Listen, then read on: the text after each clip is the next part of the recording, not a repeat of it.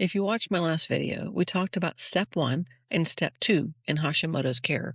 And if you missed that, there's a link in the description below. So step 1 is prescription management, if you even need that. Step 2 is functional medicine, identifying and removing triggers. That's something everyone with Hashimoto's needs. But now I want to talk about step 3. And this is the real game changer that hardly anybody understands. Even most functional medicine doctors don't know this. Let's go back to the woman in Florida that I mentioned. She did everything you could reasonably ask someone to do. She removed mold from her home. She cleaned up her diet. She addressed obvious immune triggers. She worked with functional medicine doctors, and she improved significantly. But she says she's still living on a 7 out of 10.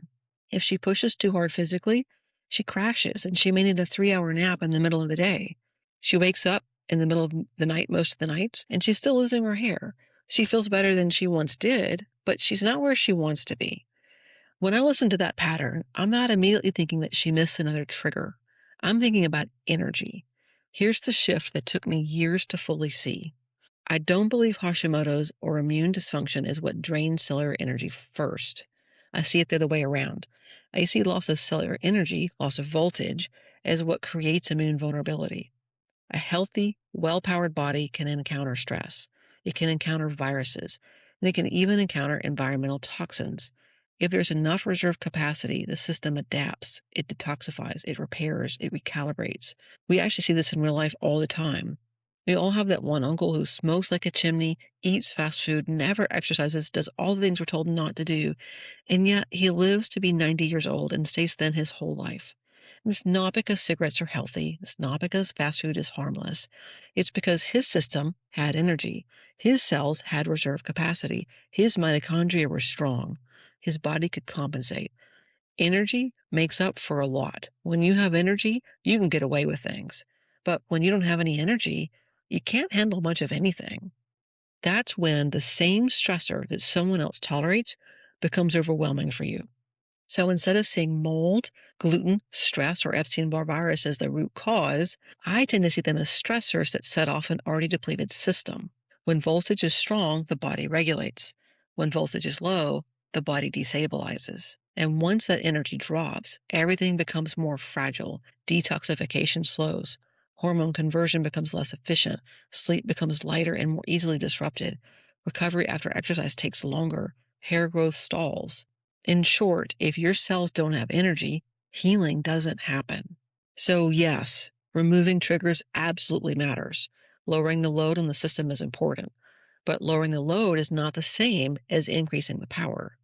And if you only focus on reducing triggers without rebuilding cellular energy capacity, you often see what this woman experienced. Real improvement, but a plateau. That's why some women can do everything right and still feel like they're living within invisible boundaries. The conventional system treats Hashimoto's primarily as a hormone issue. Functional medicine treats it primarily as a trigger issue. What I've seen over the last 2 decades is that it is fundamentally an energy capacity. If you don't address the loss of cellular voltage, if you don't repair the structures that allow cells to hold and generate energy, you're asking a depleted system to behave like a resilient one. Inside the Hashi Healing Code, we focus on 3 simple but powerful shifts. We remove ongoing energy drains. We repair cell structure so that the cells can make and store charge more effectively. And we recharge cellular output so the body regains reserve capacity. When that happens, something very different begins to unfold. The immune system regulates, sleep deepens, energy becomes more consistent, hair regrows, inflammation settles. The body stops feeling like it's constantly on edge, not because we chase symptoms, but because we restored capacity.